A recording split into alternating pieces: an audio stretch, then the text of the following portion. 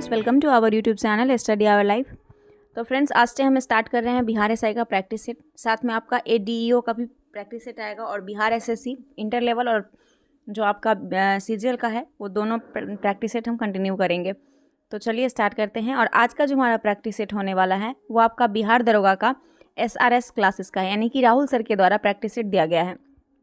इस practice set में आपको 15 प्रैक्टिस सेट दिया गया है और हमारा इस बार कोशिश है कि जितनी भी प्रकाशन का बुक आए, जो अच्छी प्रकाशन की बुक हो, तो सारे को कंप्लीट करवा दे इस बार। तो चलिए स्टार्ट करते हैं और हम सेट नंबर 1 देखने वाले हैं, विथ एक्सप्लेनेशन देखेंगे। टोटल आपको 100 प्रश्न दिया रहता है, जिसमें कि आपकी टाइम की अगर हम बात करें तो 120 मिनट टाइम भी होता है आपके पास, काफ़ी टाइम है। चलिए स्टार्ट करते हैं। बिहार कितने देशांतर तक स्थित है? बिहार कितने देशांतर तक स्थित है? तो हमारा जो बिहार है दोस्तों, वो 83 डिग्री 19 मिनट 50 सेकंड से लेकर 88 डिग्री 17 मिनट 40 डिग्री पूर्वी देशांतर तक भौगोलिक विस्तार है। कैसा? पूर्वी देशांतर था। तो आंसर आपका हो जाएगा option number B, 83 degree 19 minute 50 second से लेकर 88 डिग्री 17 मिनट 40 सेकंड पूर्वी देशांतर हमारा बिहार है। बिहार की भौगोलिक अवस्थिति से संबंधित अगर हम कुछ महत्वपूर्ण तथ्य को भी अगर देखना चाहें तो सबसे पहले हम देखेंगे कि जो हमारा बिहार है, बिहार का क्षेत्रफल है 94,163 वर्ग किलोमीटर। क्या है? 94,163 वर्ग किलोमीटर क्षेत्रफल है। वही पूरे भारत का क्षेत्रफल अगर देखें बिहार का, पूरे भारत में, तो वो 2.86 है, जो कि ये प्रश्न भी पूछा जाता है। पूरे भारत में बिहार का जो क्षेत्रफल है वो 2.86% है पूरे भारत का। अच्छा, समुद्र तल से जो हमारा बिहार है उसकी ऊंचाई कितनी है? 173 फीट है। समुद्र तल से हमारे बिहार की ऊंचाई 173 फीट है। मीटर में पूछे तो 53 मीटर है। अक्षांशीय विस्तार की बात करें तो अक्षांशीय विस्तार, ये तो आपने पढ़ा था देशांतरीय विस्तार के बारे में। अक्षांशीय विस्तार अगर देखेंगे तो अक्षांशीय विस्तार आपका है 24 डिग्री 20 मिनट 10 सेकेंड उत्तरी अक्षांश से लेकर 27 डिग्री 31 मिनट 15 डिग्री उत्तरी अक्षांश तक। ठीक है। 2011 के जनगणना के अनुसार बिहार की जो आबादी है वो 8.60% है। 8.60% है। बिहार का उत्तर से दक्षिण में विस्तार 345 किलोमीटर है, उत्तर से दक्षिण, और पूरब से पश्चिम है आपका, पूरब से पश्चिम 483 किलोमीटर। इतना फैक्ट इंपॉर्टेंट है, याद रखिएगा। बिहार से अलग कर उड़ीसा को नया प्रांत कब बनाया गया था? तो बिहार से अलग कर उड़ीसा नया प्रांत 1936 में बना था। कब बना था? 1936 में बना था।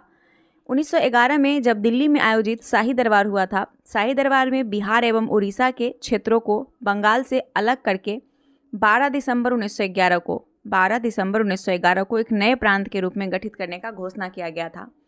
और इसकी घोषणा यूके के जो किंग थे, यूके के राजा थे पंचम, जॉर्ज पंचम, उन्होंने किया था। ठीक है। फिर 22 मार्च वो डेट आता है, 22 मार्च 1912 को बिहार उड़ीसा सहित जो है प्रांत का गठन होता है। और इसीलिए प्रतिवर्ष हम क्या करते हैं कि 22 मार्च को बिहार का स्थापना दिवस के रूप में मनाते हैं। उस समय उड़ीसा 1912 में उड़ीसा सहित था। ठीक है।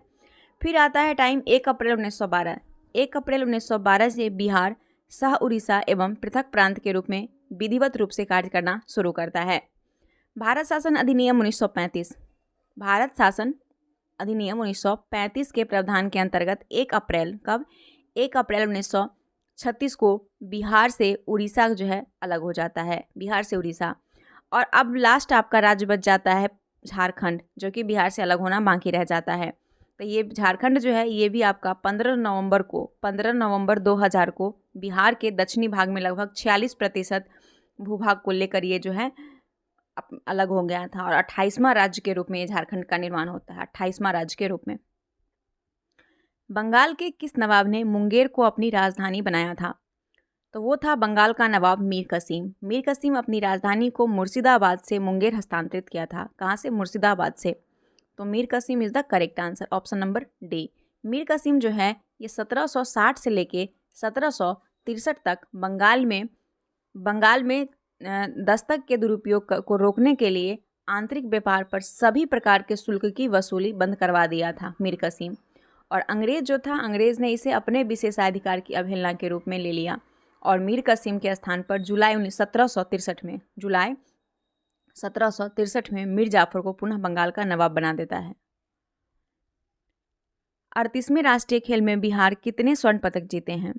तो 38वें राष्ट्रीय खेल में बिहार जो स्वर्ण पदक जीता है वो आपका 1 स्वर्ण पदक जीता है, 1 स्वर्ण पदक।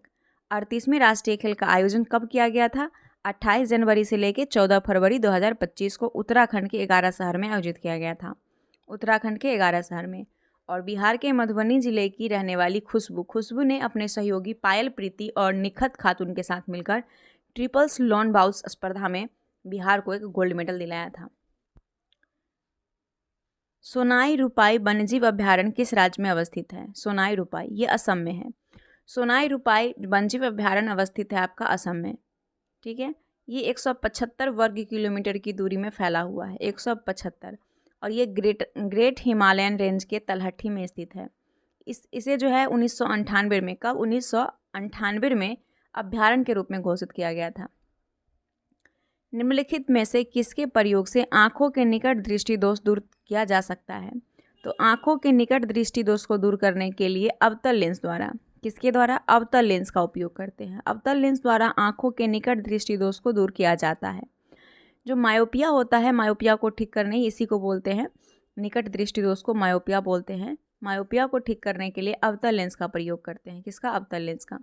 और निकट दृष्टि दोष वाले व्यक्ति को निकट की वस्तु साफ दिखाई नहीं देती है, लेकिन उसे दूर की वस्तु जो है, दूर की वस्तु धुंधली दिखाई दे सकती है। निम्नलिखित में कौन सा पादप हार्मोन नहीं है? पादप हार्मोन यानी प्लांट हार्मोन नहीं है। तो इसमें से आप देखेंगे इथिलीन, साइटोकाइनिन, जिब्रेलिन और इंसुलिन। इंसुलिन जो है आपका नहीं होगा, इंसुलिन पादप हार्मोन नहीं है। इंसुलिन पादप हार्मोन नहीं है, बाकी साइटोकाइनिन, जिब्रेलिन, इथिलीन सभी है। इंसुलिन एक मानव हार्मोन है। कैसा है? मानव हार्मोन है, जो शरीर में रक्त शर्करा के स्तर को क्या करता है? नियंत्रित करता है। इंसुलिन का निर्माण कहाँ से होता है? अग्नाशय से होता है। कहाँ से? अग्नाशय से। अग्नाशय मानव शरीर की दूसरी सबसे बड़ी ग्रंथि है। और पहली कौन सी है? यकृत। यकृत सबसे पहली ग्रंथि है, दूसरी है अग्नाशय। अस्थि एवं दंत निर्माण हेतु निम्नलिखित में से किनकी आवश्यकता होती है? तो अस्थि और दांत के निर्माण के लिए जो उपयोगिता होती है वो हो जाएगी आपका कैल्शियम और फॉस्फोरस का, है ना। अस्थि एवं दंत निर्माण हेतु कैल्शियम और फॉस्फोरस की आवश्यकता होती है। कैल्शियम स्वस्थ अस्थि और दांतों के लिए महत्वपूर्ण है। ये मांसपेशियों को विश्राम करने और सिकुड़ने में मदद करती है। कौन? कैल्शियम। और ये तंत्रिका कार्य पद्धति के रक्त के थक्के, रक्तचाप के नियमन और प्रतिरक्षा तंत्र को भी स्वस्थ रखने में महत्वपूर्ण है। वहीं अगर हम फास्फोरस की बात करें तो फास्फोरस स्वस्थ अस्थियां और दांतों के लिए महत्वपूर्ण है। ये प्रत्येक कोशिका और तंत्र के उस भाग में पाया जाता है जो अम्ल क्षार संतुलन बनाए रखता है, अम्ल क्षार को संतुलन बनाए रखता है। दांतों में कैल्शियम, फास्फोरस, मैग्नीशियम और पोटेशियम मुख्य तत्व है दांत में। और हड्डी के निर्माण में ऑस्टियोब्लास्ट नामक कोशिका अहम भूमिका निभाती है। किस राज्य में स्टेलारिया बेगालेसिस नामक एक नई पौधे की प्रजाति खोज की गई है? तो ये खोजी गई है आपका कहाँ पे? ये पश्चिम बंगाल में। ध्यान दीजिएगा कि पश्चिम बंगाल राज्य में स्टेलारिया बेंगलेसिस नामक एक नई पौधे की प्रजाति की खोज की गई है। जो रिसर्चर हैं यानी शोधकर्ता हैं, उन्होंने पश्चिम बंगाल में कंप्लीपोंग में एक पौधे के जड़ी बूटी वाला स्टेलारिया बेगोलोसिस की पहचान की है। ये जड़ी बूटी है और ये 2245 से 2450 मीटर की ऊंचाई पर कीचड़ वाली मिट्टी की ढलानों पर उगता है, कीचड़ वाली। और ये केरल में पाए गए स्टेलारिया मेलिक्टोकिया, क्या है? ध्यान दीजिएगा, स्टेलारिया मेलिक्टोका के समान है, जो केरल में पाया जाता है। निम्नलिखित में से किस युग की बीमारियों का कारण विषाणु है? किस युग्म की बीमारियों का कारण विषाणु है? पोलियो, बर्ड फ्लू, तापेदिक, प्लेग, मलेरिया और पोलियो और तापेदिक। आंसर हो जाएगा पोलियो और बर्ड फ्लू। पोलियो और बर्ड फ्लू की बीमारी का कारण विषाणु है। विषाणु अकोशिकीय अति सूक्ष्म जीव होता है जो केवल जीवित कोशिकाओं में ही जो है वृद्धि कर सकता है, केवल जीवित कोशिका में। और इसका खोज जो है 1892 ईस्वी में दिमित्री इवानोव्स्की द्वारा किया गया था। इन्होंने जो है टोबैको मोज़ेक बायरक, TMR जिसको शॉर्ट में आप लोग बोलते हैं, उसके रूप में तंबाकू के पौधे पर इस रोग का अध्ययन किया था। आगे देखते हैं 11 नंबर प्रश्न है कि अफीम पुष्प पौधे के किस भाग से प्राप्त होता है? अफीम जो है ये आपका अधपके फल से प्राप्त होता है। अफीम पोस्त पौधे के अधपके फल से प्राप्त होता है। पोस्त के अधपके फल से अफीम प्राप्त किया जाता है, जबकि पत्तियां पौधे के लिए भोजन बनाती है और रंध्र की सहायता से श्वसन में सहायता करती है। अफीम पोस्ट अधपके फल से प्राप्त होता है, इस बात को ध्यान रखिएगा।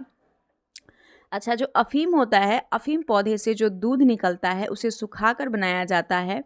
अफीम पौधे से जो दूध निकलता है उसे सुखाकर इसे बनाया जाता है। हिटलर का जन्म कहाँ हुआ था? हिटलर का जन्म कहाँ हुआ था? तो हिटलर का जन्म ब्रोनो एम इन में हुआ था। ब्रोनो एम इन में इसका जन्म हुआ था। हिटलर का जन्म 20 अप्रैल कब? 20 अप्रैल 1889 को ऑस्ट्रो जर्मन सीमा के पास एक छोटे से ऑस्ट्रियाई शहर ब्रोनो एम इन में हुआ था। हिटलर नाजीवादी पार्टी का नेता के रूप में चांसलर बनकर सत्ता पर कब्जा किया था 1933 में। नाजीवादी। नाभिकीय रिएक्टर में निम्नलिखित में से किसे मंदक के रूप में प्रयोग किया जाता है? मंदक के रूप में प्रयोग करते हैं भारी पानी का। भारी पानी नाभिकीय रिएक्टर में मंदक के रूप में प्रयोग किया जाता है। नाभिकीय रिएक्टर में मंदक के रूप में ग्रेफाइट और भारी जल, जिसको D2O बोलते हैं, D2O भारी जल, इसका इस्तेमाल किया जाता है। 1 माइक्रोन लंबाई प्रदर्शित करता है। 1 माइक्रोन लंबाई प्रदर्शित करता है 10 का पावर इन्वर्स 4 सेंटीमीटर, है ना। 10 का पावर 4 इन्वर्स 4 सेंटीमीटर। 1 माइक्रोन की लंबाई 1 माइक्रोमीटर बराबर होता है 1 म्यू माइक्रोमीटर, है ना। तो 1 माइक्रोमीटर को जब 10 का पावर 6 से मल्टीप्लाई कीजिएगा तो 1 माइक्रोमीटर बराबर आपका आ जाएगा 10 का पावर इन्वर्स 4 सेंटीमीटर। आकाश नीला दिखाई देता है प्रकाश के, तो आकाश नीला दिखाई देगा प्रकाश के प्रकीर्णन के कारण। प्रकाश के प्रकीर्णन के कारण वायुमंडल में मौजूद धूल और पानी के कण नीले रंग के प्रकाश का प्रकीर्णन जो है ज़्यादा होता है। वायुमंडल में मौजूद धूल और पानी के कण नीले रंग के प्रकाश का प्रकीर्णन ज़्यादा होता है। नीला प्रकाश छोटी तरंगों के रूप में यात्रा करता है और ये इसीलिए ये नीले प्रकाश की तरंगदैर्घ्य अन्य प्रकाश की तुलना में सबसे कम होती है। जो प्रकीर्णन है दोस्तों, प्रकीर्णन एक सामान्य भौतिक प्रक्रिया है। सामान्य भौतिक प्रक्रिया। डेसिमल इकाई का प्रयोग किया जाता है। डेसिमल इकाई का प्रयोग ध्वनि की तीव्रता मापने के लिए करते हैं। ध्वनि की तीव्रता मापने के लिए करते हैं। कमरे में लगा हुआ वातानुकूल क्या नियंत्रित करता है? मतलब एसी।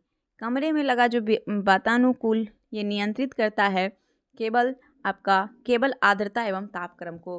वातानुकूल कमरे के केवल आर्द्रता और तापक्रम को नियंत्रित करता है। वातानुकूल संयंत्रों में बाह्य वायुमंडल की वायु छनने के बाद अंदर आती है। छन के सामान्यतः वायु को शीतल करने में संवेदी ऊष्मा अथवा आंतरिक ऊष्मा की ऊर्जा को गर्म वायु से अपेक्षाकृत कम ताप वाले स्तर अथवा मध्यम में प्रत्येक संबंध द्वारा स्थानांतरण होता है।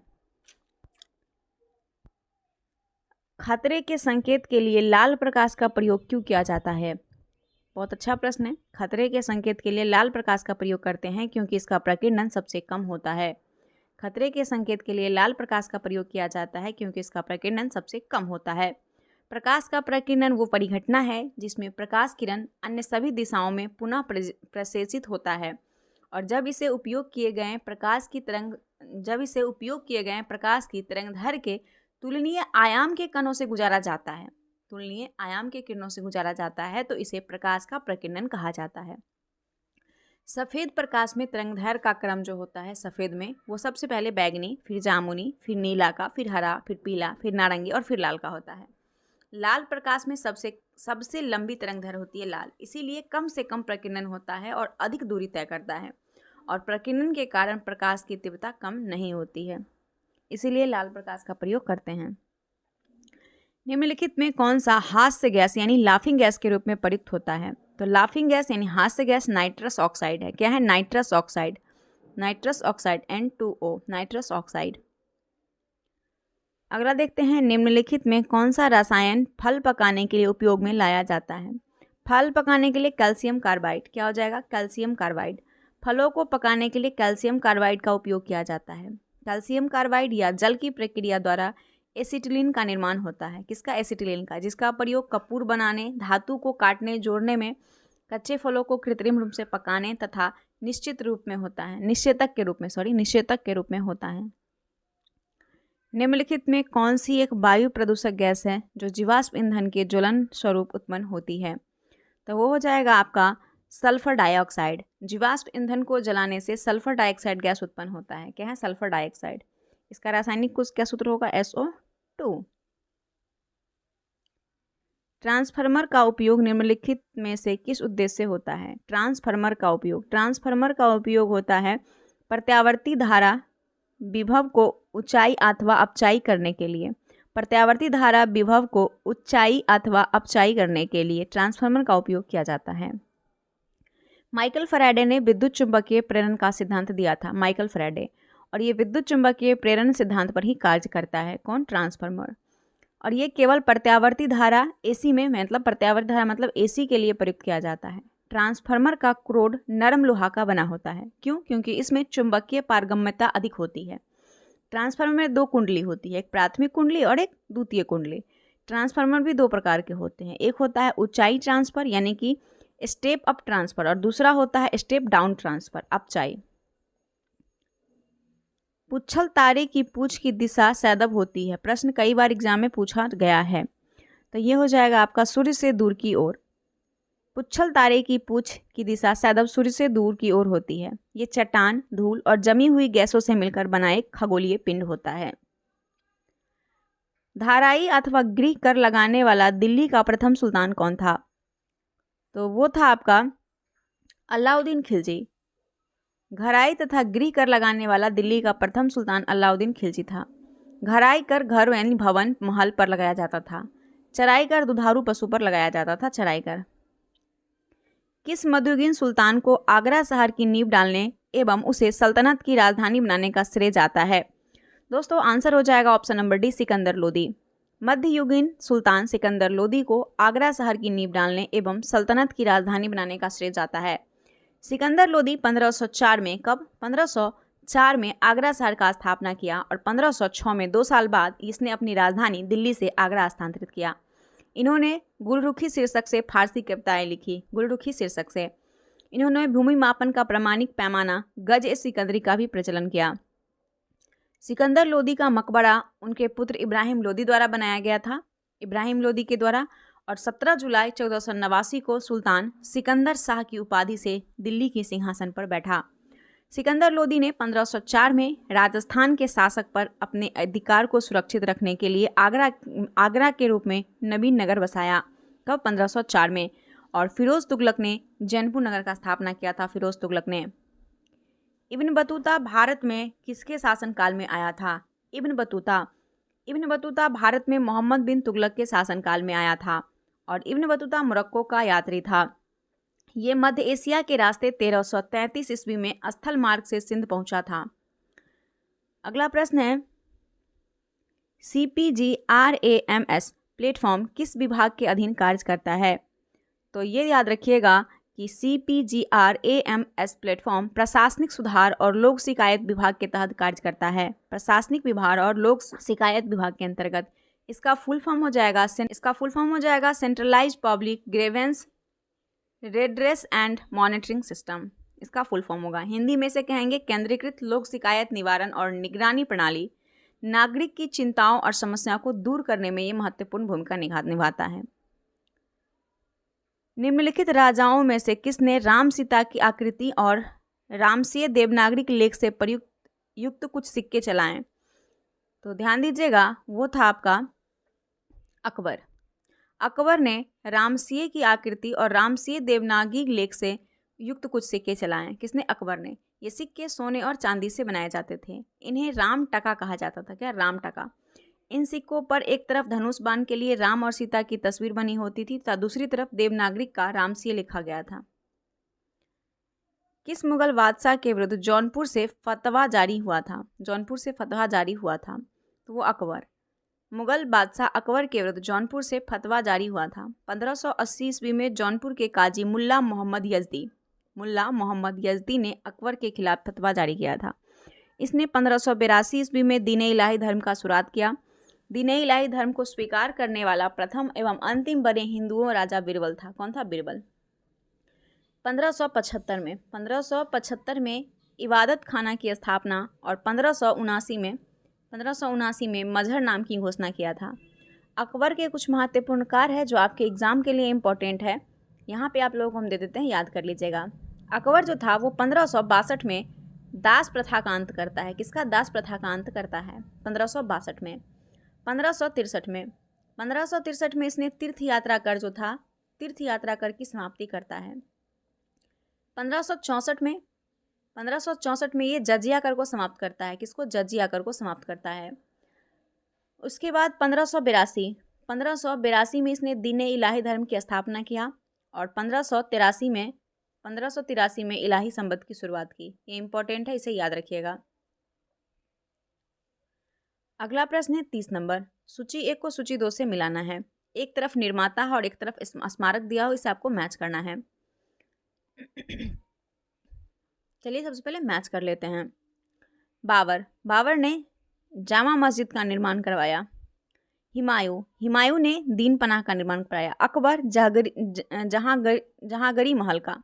जहांगीर अकबर के मकबरे का पूर्ण करवाया। जहांगीर तो सामने ही सही है, आंसर ए हो जाएगा, सामने ही सही है। बाबर जामा मस्जिद, हुमायूं दीन पनाह, अकबर जहांगीर महल, जहांगीर अकबर के मकबरे में पूर्ण करवाना। तो बाबर ने संभल में, कहाँ पे? संभल में जामा मस्जिद का निर्माण करवाया था। हुमायूं ने दिल्ली में दीन पनाह का, अकबर ने फतेहपुर सिकरी में जहांगीर महल का और जहांगीर ने अकबर के मकबरे का सिकंदरा आगरा के पास इसका पूर्ण करवाया था। अब आता है 31 नंबर प्रश्न। निम्नलिखित में कौन हैदराबाद के स्वतंत्र राज्य का संस्थापक था? तो वो था चिनकिलीज खां। चिनकिलीज खां हैदराबाद के स्वतंत्र राज्य का संस्थापक था। मोहम्मद शाह रंगीला ने चिनकिलीज खान को निजाम उल मुल्क और आसफ जहां की उपाधि दी थी। आसफ जहां की। चिनकिलीज खां तुरानी गुट का था। किसका? तुरानी गुट का। इन्होंने 1724 में स्वतंत्र राज्य हैदराबाद की स्थापना की थी। 1724 में। निम्नलिखित यूरोपीय व्यापारिक कंपनियों में से किसने सूरत में सर्वप्रथम अपना कारखाना स्थापित किया? सूरत में तो अंग्रेज ने। यूरोपीय व्यापारिक कंपनी में से अंग्रेज ने सूरत में सबसे पहले अपना कारखाना स्थापित किया और पहली बार सूरत में 1608 में अंग्रेज ने व्यापारिक कोठी स्थापित करने का प्रयास किया। जिस सूरत कंपनी को पुर्तगाली के प्रभाव के कारण अवरुद्ध कर दिया गया था, स्वाली या स्वप्बाली, स्वाली का युद्ध बोले या सुब्बाली का युद्ध बोले, ये 1612 में अंग्रेज ने पुर्तगाली को पराजित कर दिया और इसके बाद अंग्रेज का सूरत कारखाना नियमित रूप से कार्य करने लगा। लॉर्ड कर्नवालिस की कब्र स्थित है।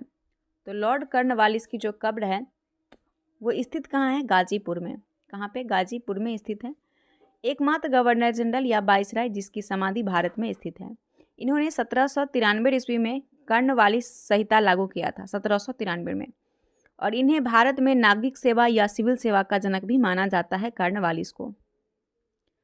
संयुक्त राष्ट्र संघ में सदस्य बनने के लिए कौन सा देश क्वालिफाई किया है? तो यह है आपका फिलिस्तीन।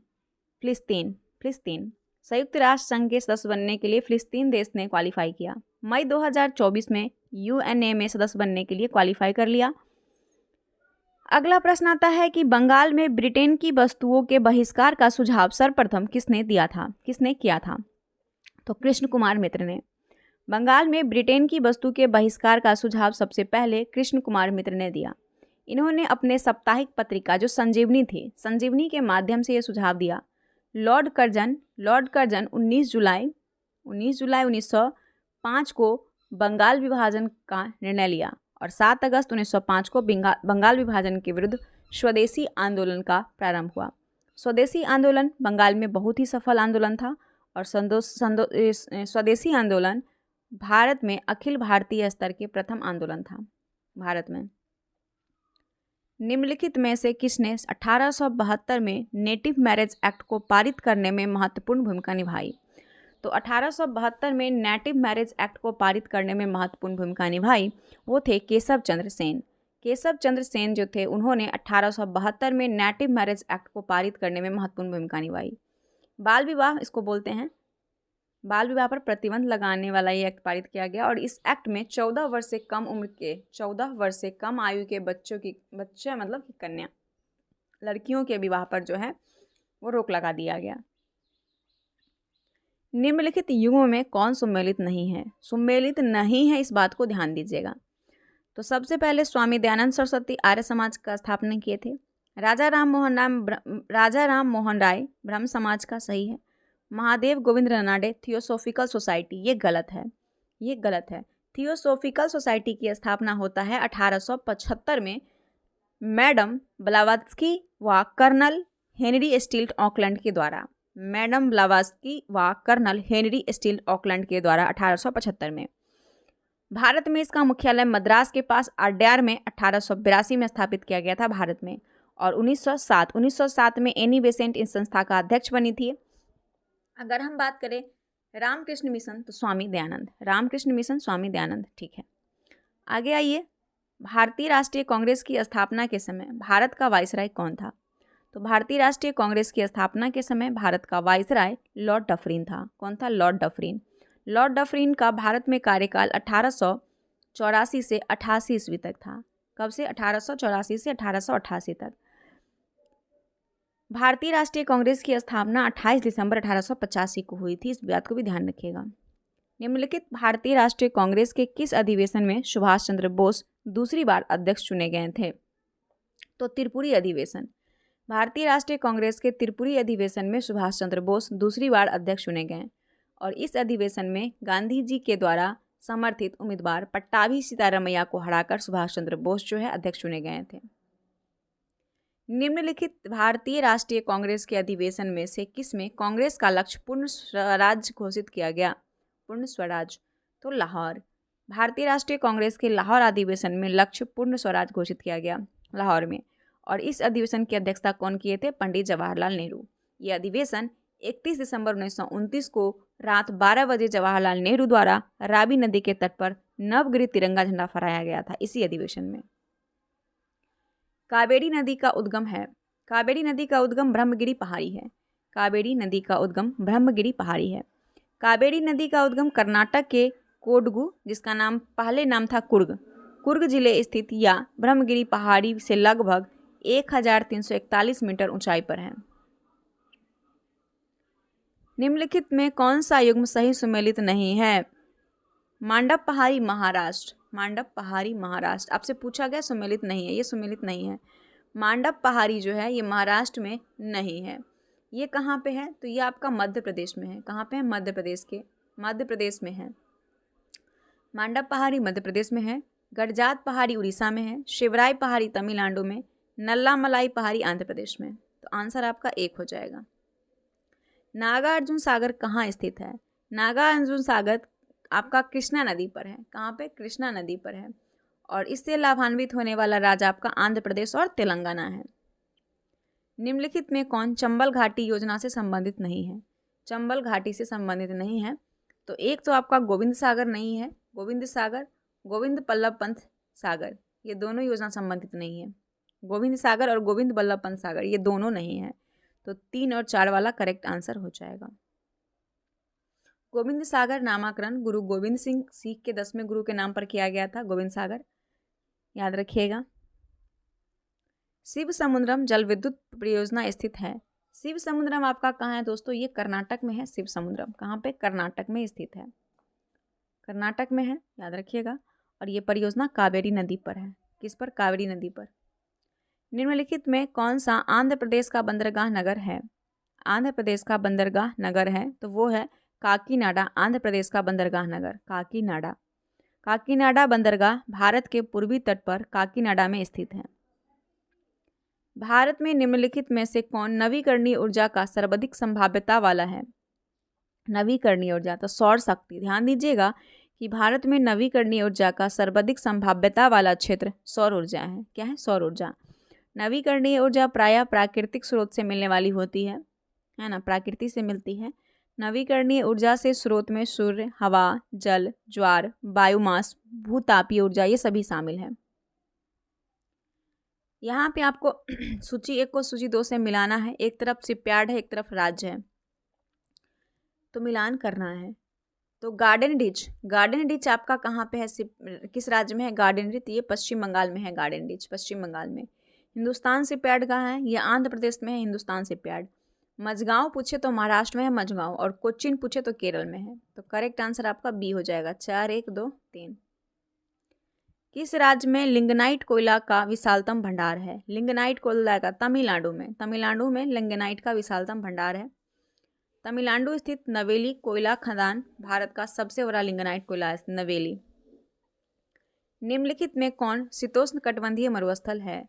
शीतोष्ण कटिबंधीय मरुस्थल है तो ये हो जाएगा आपका पेंटागोनिया मरुस्थल। पेंटागोनिया मरुस्थल शीतोष्ण कटिबंधीय मरुस्थल है।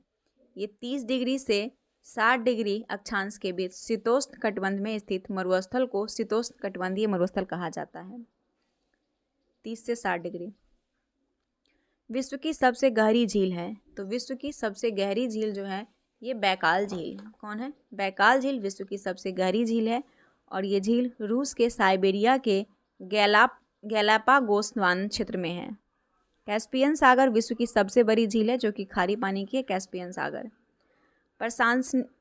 प्रशंसनीय का विलोम होगा, व्याकरण है यहाँ से। प्रशंसनीय का विलोम क्या होगा? तो प्रशंसनीय शब्द का विलोम शब्द बन जाएगा आपका निंदनीय। विश्व में चांदी का सबसे बड़ा उत्पादक है तो विश्व में चांदी का सबसे बड़ा उत्पादक मैक्सिको विश्व में चांदी का सबसे बड़ा उत्पादक देश है। मैक्सिको और चीन के बाद पेरू विश्व का तीसरा सबसे बड़ा चांदी उत्पादक है। पहला मैक्सिको, दूसरा चीन, तीसरा आपका पेरू हो जाएगा। निम्नलिखित में कौन से क्रियाशील ज्वालामुखी है? तो क्रियाशील ज्वालामुखी आपका एटना है और मोना लोआ है। एटना और मोना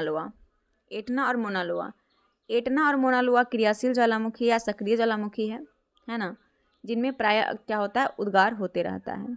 दुनिया के ज़्यादातर सक्रिय ज्वालामुखी प्रशांत महासागर के किनारे स्थित है और इस क्षेत्र को अग्निवलय यानी रिंग ऑफ फायर कहा जाता है। इटली का एटना और स्ट्राम्बोली सक्रिय ज्वालामुखी का उदाहरण है। आंसर क्या हो गया इसमें से? 2 और 4 किसका आंसर है सर? सी।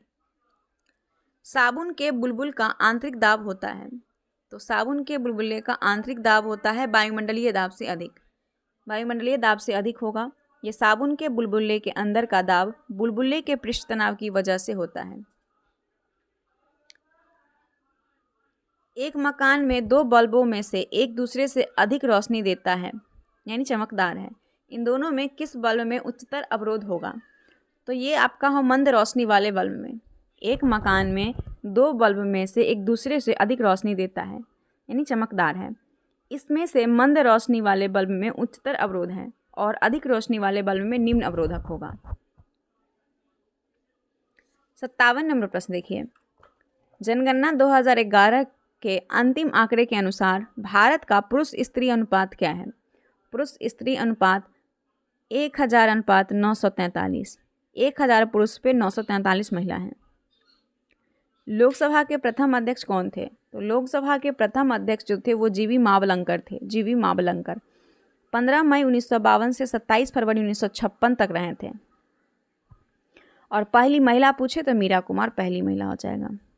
भारतीय अर्थव्यवस्था वर्णित की जा सकती है तो भारतीय अर्थव्यवस्था एक विकासशील अर्थव्यवस्था के रूप में वर्णित की जा सकती है। विकासशील अर्थव्यवस्था के रूप में।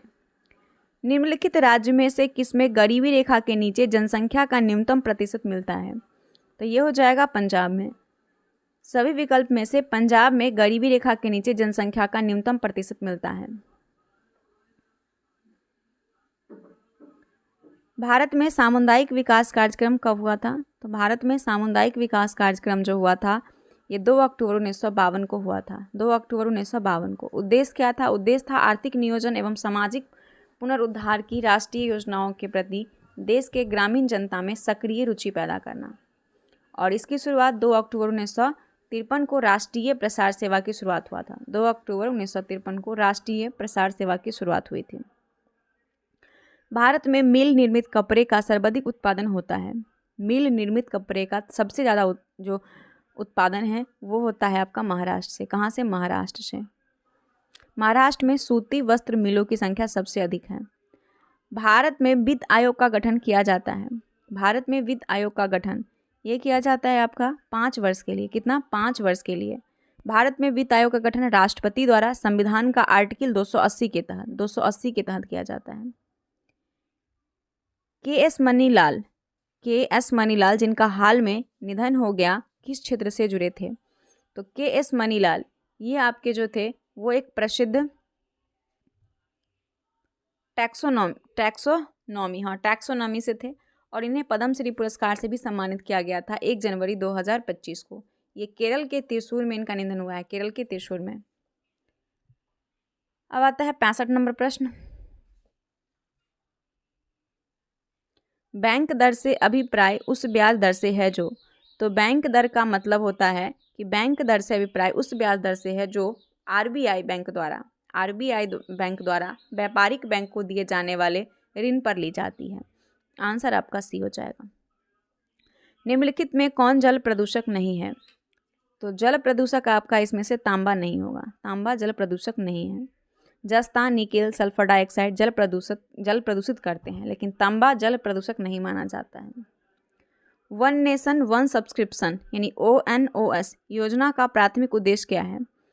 तो वन नेशन वन सब्सक्रिप्शन योजना जो है, इसका प्रमुख उद्देश्य अगर पूछा जाए तो प्रमुख उद्देश्य है शीर्ष स्तरीय अंतर्राष्ट्रीय शोध लेखों और पत्रिकाओं तक पहुंच प्रदान करना।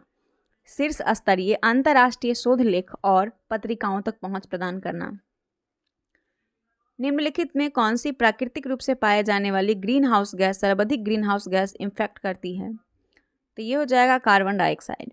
सर्वाधिक green house effect carbon dioxide करता है और ग्रीन हाउस प्रभाव धरती के वायुमंडल में सूरज की गर्मी उपस्थित रहने की वजह से होता है। ग्रीन हाउस प्रभाव एक प्राकृतिक प्रक्रिया है। इसमें होता है ग्रीन हाउस में carbon dioxide, methane, nitrous oxide, ये सभी होते हैं। विश्व का पर्यावरण दिवस कब मनाया जाता है? तो विश्व का पर्यावरण दिवस 5 जून को मनाते हैं। कब? 5 जून को। राष्ट्रीय पर्यावरण अभियांत्रिकी शोध संस्थान यानी नेरी अवस्थित है। तो नेरी अवस्थित है आपका कहाँ पे? तो ये अवस्थित है नागपुर में। कहाँ? नागपुर में अवस्थित है। इसकी स्थापना 1958 में हुई थी। कब? 1958 में।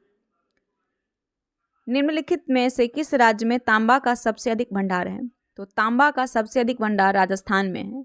राज्य में तांबा सबसे अधिक भंडार राजस्थान में है। भारत में तांबा के उत्पादन में पहला 3 राज्य मध्य प्रदेश, राजस्थान और झारखंड है। निम्नलिखित अधिनियम में से किस अधिनियम के फलस्वरूप बर्मा भारत से अलग हुआ था? बर्मा भारत से अलग हुआ था गवर्नमेंट ऑफ इंडिया एक्ट 1935 के तहत। गवर्नमेंट ऑफ इंडिया एक्ट 1935 के फलस्वरूप बर्मा भारत से अलग हुआ था। भारतीय संविधान सभा की पहली बैठक कब हुई थी? तो पहली बैठक हुई थी 9 दिसंबर 1946 को। 9 दिसंबर 1946 को हुई थी और 9 दिसंबर 1946 को भारतीय संविधान सभा की पहली बैठक सच्चिदानंद सिन्हा की अध्यक्षता में, जो कि अस्थायी अध्यक्ष थे, नई दिल्ली के संविधान सभागृह में आयोजित किया गया था और इस बैठक में मुस्लिम लीग ने भाग नहीं लिया था। मूल अधिकार से संबंधित संविधान के निम्नलिखित अनुच्छेद में से कौन एक प्रत्यक्ष रूप से बालकों को शोषण से संबंधित है? तो ये है आपका ऑप्शन नंबर ए 24। मूल अधिकार से संबंधित संविधान का अनुच्छेद 24 प्रत्यक्ष रूप से बालकों के शोषण से संबंधित है। आर्टिकल 24 में कहता है कि बालकों के नियोजन का प्रतिषेध से संबंधित, जिसके तहत 14 वर्ष से कम आयु वाले बच्चे किसी कारखाना, किसी खानों या किसी भी जोखिम भरे काम नहीं कर सकते हैं। अच्छा, आर्टिकल 23-24 क्या है? 23-24 है शोषण के विरुद्ध अधिकार। 23 में आपका क्या है? 23 में है मानव दुर्व्यवहार और बलात्कार श्रम से प्रतिषेध। ध्यान दीजिएगा।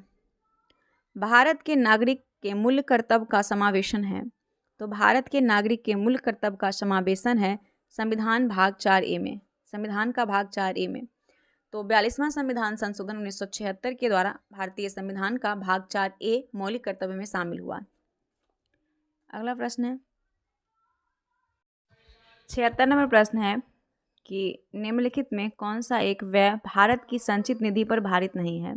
कौन सा व्यय भारत की संचित निधि पर भारित नहीं है? तो ये हो जाएगा आपका, इसमें से हो जाएगा आंसर नंबर डी, भारत के प्रधानमंत्री का वेतन और भत्ता। भारत के प्रधानमंत्री का वेतन और भत्ता जो है ये संचित निधि पर भारित नहीं होता है। आर्टिकल 266 में भारत के संचित निधि का उल्लेख किया गया है। संचित निधि एक्चुअली में होता क्या है? तो संचित निधि वो निधि है जिसमें भारत सरकार को प्राप्त सभी राजस्व और उसके द्वारा लिए गए सभी उधार जमा किए जाते हैं। आगे देखिए, भारत के राष्ट्रपति चुने जाते हैं। तो जो भारत के राष्ट्रपति होते हैं वो राज्यसभा, लोकसभा और राज्य के विधानसभाओं में निर्वाचित सदस्यों द्वारा चुने जाते हैं। भारत के राष्ट्रपति राज्यसभा, लोकसभा और राज्य के विधान सभाओं के निर्वाचित सदस्यों द्वारा चुने जाते हैं। निम्नलिखित में कौन सा एक कथन सही है? 78 नंबर प्रश्न है कि कौन सा एक कथन सही है। तो दिया है कि धन विधायक संसद के दोनों सदनों में से किसी में भी पुनः स्थापित किया जा सकता है, गलत है। धन विधायक राज्यसभा में पुनः स्थापित किया जा सकता है, गलत है। धन विधायक लोकसभा में पुनः स्थापित किया जा सकता है। Option number C is the correct answer. जो धन विधायक होता है ये लोकसभा में पुनः स्थापित किया जाता है। आर्टिकल 109 के अनुसार धन विधायक सर्वप्रथम लोकसभा में ही प्रस्तुत किया जा सकता है, राज्यसभा में नहीं। और लोकसभा से पारित होने के बाद धन विधायक को राज्यसभा में भेजा जाता है। राज्य से संबंधित निम्नलिखित कथन में से कौन सा एक सही है? राज्य से संबंधित तो दिया है कि इसके सदस्य राज्य में प्रादेशिक निर्वाचन द्वारा चुने जाते हैं, गलत है। राज्यसभा का विघटन नहीं होता है, ये करेक्ट है। राज्यसभा का विघटित नहीं होता है। अगला है cubic kilometre neutron telescope. Cubic kilometre neutrino telescope जो समाचारों में देखा गया था कि समुद्र के नीचे स्थित है। तो ये स्थित है भूमध्य सागर। वैज्ञानिक भूमध्य सागर के नीचे उच्च ऊर्जा वाले न्यूट्रॉनों का पता लगाने के लिए cubic kilometre neutron telescope KM3 NET के हिस्से के रूप में 2 दूरबीन का उपयोग किया है। 2 दूरबीन का। राज्य विधानमंडल के निर्वाचन हेतु सिद्धांतों में सम्मिलित है। तो थोड़ा छोटा करते हैं। सिद्धांतों में सम्मिलित है। यह वयस्क मताधिकार के आधार पर होती है। तो ये जो आपका है आंसर सही है, आपको सही ही चुनना है। सभी वयस्क मताधिकार के आधार पर होती है। प्रत्येक क्षेत्रीय निर्वाचन क्षेत्र के केवल एक ही निर्वाचन सूची होता है। धर्म, प्रजाति, लिंग आदि के लिए नए निर्वाचन सूची बनाने में कोई स्थान नहीं होता है, सही है। राजनीतिक दल को अपने स्वयं के मानक स्थापित करने की स्वतंत्रता होती है, सही है। तो सभी आंसर जो है राज्य विधानमंडल के निर्वाचन हेतु सही है सभी। निम्नलिखित में से कौन भारत के प्रधानमंत्री बनने से पूर्व किसी भी राज्य के मुख्यमंत्री नहीं रहे? तो ये हो जाएंगे आपके चंद्रशेखर। चंद्रशेखर जो हैं ये भारत के प्रधानमंत्री बनने से पूर्व किसी भी राज्य के मुख्यमंत्री नहीं रहे। चंद्रशेखर बिना कोई मंत्री बने सीधे प्रधानमंत्री बनने वाला एकमात्र भारत के राजनेता थे। अब आता है यहाँ पे मिलान करना है। एक तरफ आपका अनुच्छेद दिया हुआ, एक तरफ विषय वस्तु दिया हुआ, इसे आपको मैच करना है, ठीक है। चलिए मैच करते हैं। आर्टिकल 54 क्या है? आर्टिकल 54 में आपका है राष्ट्रपति के निर्वाचन से संबंधित आर्टिकल 54। आर्टिकल 75 प्रधानमंत्री की नियुक्ति है। आर्टिकल 155 आपका राज्यपाल की नियुक्ति है। और आर्टिकल 164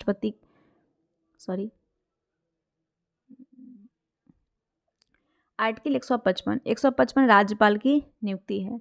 और आर्टिकल 164 मुख्यमंत्री की नियुक्ति है। तो आंसर आपका एक में ही है, 4 3 2 1। निम्नलिखित राज्यों में से किसमें पंचायती राज संस्था नहीं है? नागालैंड, असम, केरल, त्रिपुरा। तो इसमें जो नहीं है वो है आपका नागालैंड। नागालैंड में पंचायती राज संस्था नहीं है। वर्तमान में नागालैंड, मेघालय और मिजोरम को छोड़कर सभी राज्यों में, दिल्ली को छोड़कर सभी केंद्र शासित प्रदेश में पंचायती राज संस्था है। केंद्र शासित में पूछे तो दिल्ली, और राज्य में पूछे तो असम, मेघालय और मिजोरम, यहाँ नहीं है। निम्नलिखित में कौन सा पद भारत में भुगतान संतुलन के चालू खाते में सम्मिलित नहीं किया जाता है? भुगतान संतुलन तो ये होगा अनिवासी भारतीयों की शुद्ध दवा। अनिवासी भारतीयों की शुद्ध दवा भारत में भुगतान संतुलन के चालू खाते में सम्मिलित नहीं किया जाता है। भारत में गैर निवासियों के शुद्ध दावों का तात्पर्य भारत में गैर निवासी द्वारा रखी गई परिसंपत्ति और देनदारियों के बीच के अंतर से है। अगला प्रश्न 86 नंबर इंग्लिश से प्रश्न है, इसे देख लीजिएगा। दिया हुआ है कि choose the appropriate passive voice of the following sentence from option given below. People have seen valves in the street.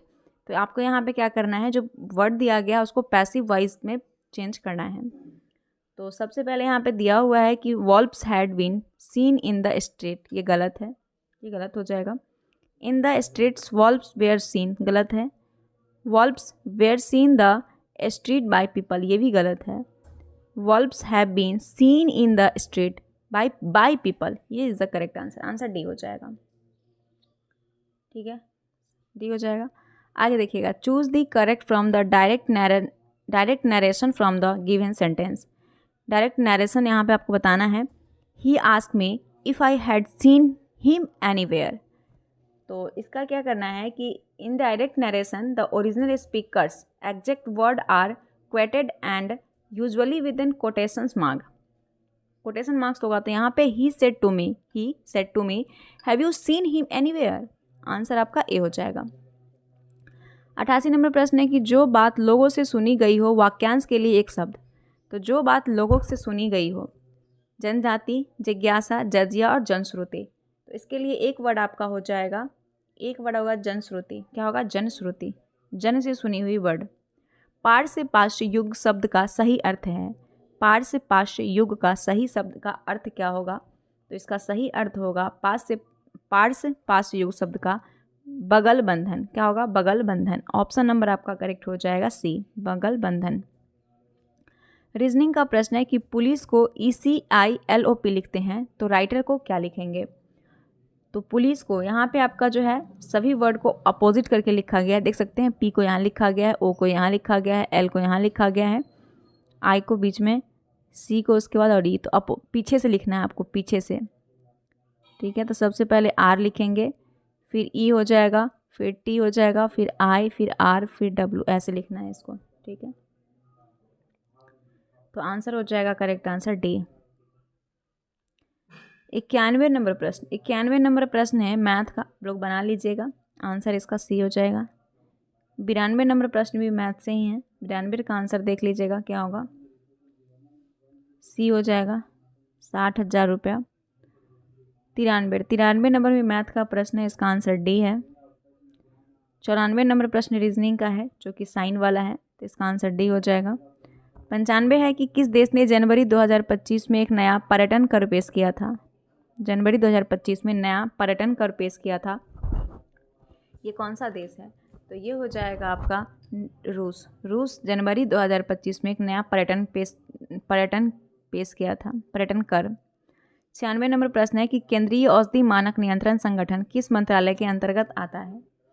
तो ये आता है आपका स्वास्थ्य और परिवार कल्याण मंत्रालय के अंतर्गत। स्वास्थ्य और परिवार कल्याण मंत्रालय के अंतर्गत।